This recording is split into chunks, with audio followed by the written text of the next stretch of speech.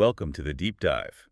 Today we're taking the plunge into one of the most foundational texts in Islamic scholarship, Imam Nawawi's 40 Hadith. It's a collection that almost every Muslim has heard of. Exactly. And our mission here isn't just to read them, it's to understand the science, the history, and really the mind of the scholar behind this incredible work. And that's the shortcut, isn't it? Understanding the author's introduction, the muqaddimah. It's where they lay out their entire roadmap, their manhaj. Their methodology. Right. If you understand why he compiled this book, the whole thing just opens up for you. Okay, so we've broken this down into three main areas. First, we need a precise definition. What exactly is a hadith? And the two sciences used to study them. Then we'll chart the history, how these sayings went from being memorized to ending up in these massive books. And finally, the man himself, Imam Nawawi. His life is. Well, it's a practical lesson in discipline for anyone trying to learn anything. So let's start right there at the beginning. The technical definition. When we say hadith, what are we actually talking about? It's much broader than just a saying. It is surprisingly comprehensive. A hadith is everything that's attributed to the Prophet, and that everything is broken down into four categories. Okay. A statement, an action, an approval, or an attribute. Statements and actions seem pretty clear. What he said, what he did. But approval, taqweer, that sounds a bit more subtle. It's a crucial category. Think of it as passive confirmation. So something happens in his presence. Exactly. Yeah. Something is done or said in his presence, and he doesn't prevent it. He allows it to proceed. So his silence becomes a form of legislation, in a way. An implicit legislative nod, yes. His non-intervention signals that the act is permissible. It's a huge source of our understanding. That makes sense. And the fourth category, attributes. That covers his entire being, both his physical appearance, what he looked like, and more importantly, his character, his shama'il. So taken together, statement, action, approval, and attribute. That's the whole picture. That's the whole picture. And studying them is how we implement the Sharīʿah and follow his example. That's the bottom line. Now, you often hear the word sunnah used almost interchangeably with hadith. Is there a distinction we should be aware of?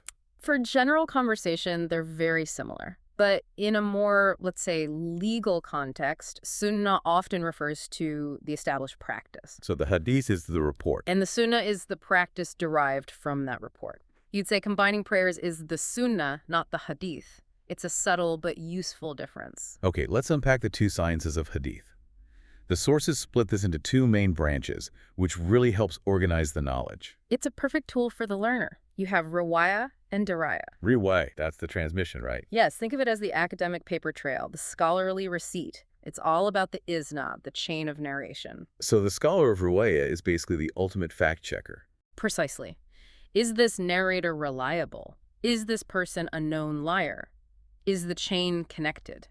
That's how we determine if a hadith is authentic, or sahih, or if it's weak. It's a very advanced, specialized field. And on the other side, we have dirayah. Dirayah, or as it's often called, fiqh al-hadith. This is the science of understanding. The application. Exactly. It's connected to the meaning, the tadabbur. This is where we derive rulings, commands, prohibitions, the practical benefits. So if we take the first hadith, actions are but by intentions. The science of dirayah is what allows us to pull out that universal ruling that intention is necessary for every single act of worship. That's our focus in this collection. That makes it so much more practical. You're not just memorizing, you're engaging with the legal and ethical core. You are. And just a quick note, some very old classical books might swap the terms, but for any student today, riwayah is transmission, dirayah is understanding. That's the standard. Now that we have the definitions, let's switch to history. The Prophet passed away over 1,400 years ago. How did his words make it into the books we have today? There are basically 4 stages to this journey. Right. And stage 1 starts, perhaps surprisingly, with an initial prohibition. The Prophet himself initially forbade writing down the hadith. Why? That seems counterintuitive. It was a very strategic concern. The Quran was still being revealed, and the fear was that people, especially new Muslims, would confuse the Prophet's words with the divine word of the Quran. So it was to protect the integrity of the revelation. Absolutely. But once that fear was lifted, the command completely shifted. Permission was granted. And we have that amazing example of Abdullah ibn Amr. A key moment. He was explicitly told to write down everything. The Prophet pointed to his own mouth and said, "Nothing but the truth comes out of this." Preservation became the new priority. That leads us to stage 2, in the era of the tabi'in, the generation after the companions. This is the first official large-scale compilation. Yes, this was spearheaded by the righteous caliph Umar ibn Abd al-Aziz. His motivation was also fear. Fear of what? Fear of knowledge being lost forever. The scholars who had learned directly from the companions were starting to pass away. He was afraid the knowledge would literally die with them. So he launched a rescue mission for the Hadith. He did. He ordered scholars like Muhammad ibn Abdullah to collect everything they could find. But the key here is that it was primarily an act of collecting. Not much organization or filtering yet, just get it all down on paper. Which brings us to stage 3, where that organization starts to happen. Exactly. Compilations started to be organized by topic chapters on purification, prayer, fasting, and so on. But the content was still broad. What do you mean by broad? Well, these books would include the Prophet's Hadith right alongside the sayings of the companions and the tabi'in. So it was a mix of prophetic guidance and early scholarly interpretation, like Imam Malik's al-Muwatta. Al-Muwatta is the perfect example. It's a brilliant fusion of hadith and the legal practice, the fiqh of Medina, a bridge to the next stage. And that is stage 4, the golden era, the age of the giants, like Bukhari and Muslim. Now we're talking about a whole new level of rigor.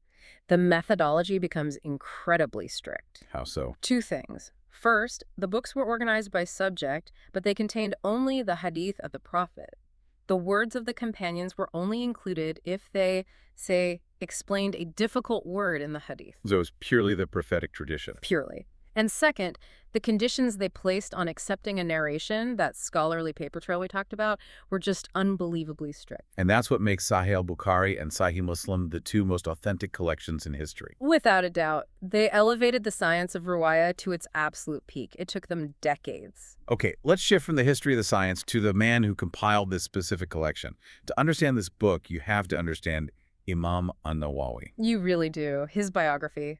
It's just staggering. His name was Yahya ibn Sharaf al-Nawawi, from Nawa in Syria, a giant of the Shafi'i school. And his dedication started from a shockingly young age. It did. There's the story that as a little boy, he would actually cry when he saw other kids playing because he felt they were wasting precious time. Wow.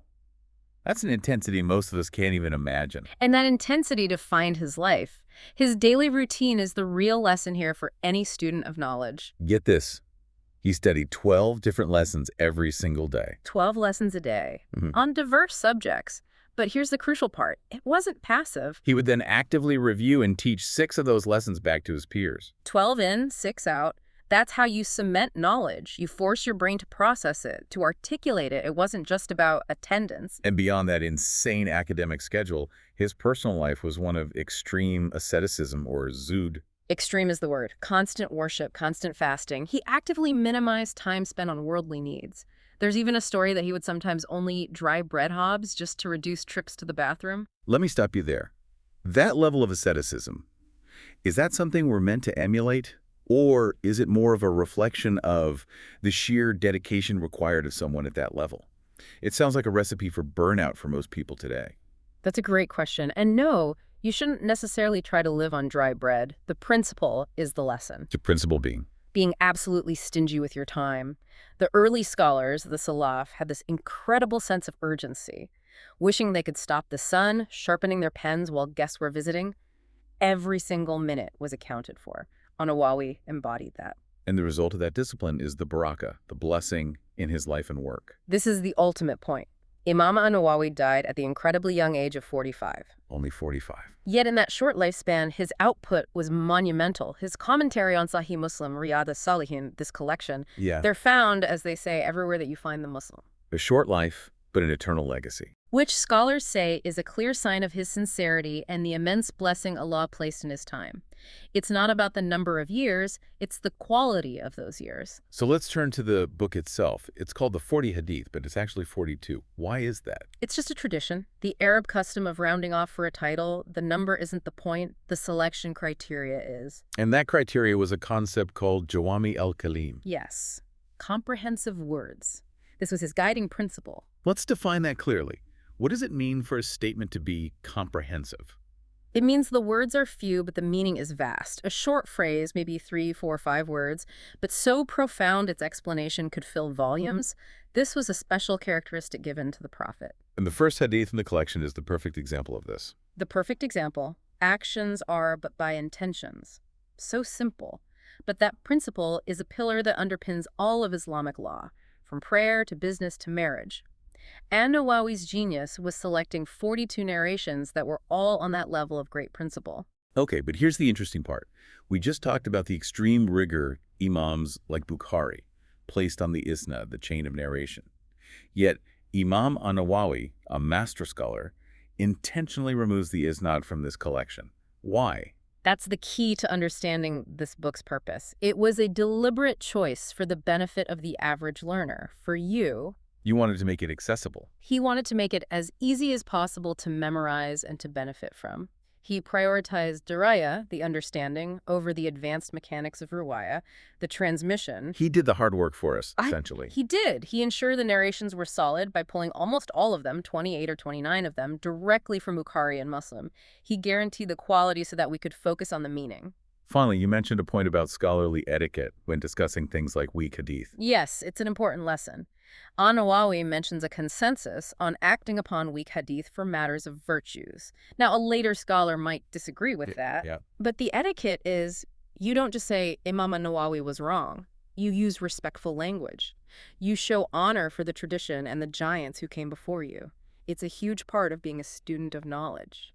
So we've covered the technical definitions, the history of compilation, and the absolutely awe-inspiring life of Imam Nawawi. The real takeaway here seems to be about the power of discipline and focused time. It really is. That concept of barakah, of blessing in one's time, gained through sincerity. You look at what he achieved by age 45, and it forces you to look at your own schedule, your own use of time. With that focus on review and active learning in mind, we want to leave you with a final thought. Imam Nawawi studied 12 lessons a day and then actively revised 6 of them with his peers. Knowing that actively engaging with knowledge by teaching it, discussing it, repeating it is what makes it stick for years. What specific habit of review and active engagement can you build into your own life to ensure that the knowledge you gain today is still with you 5, 10, or 15 years down the line?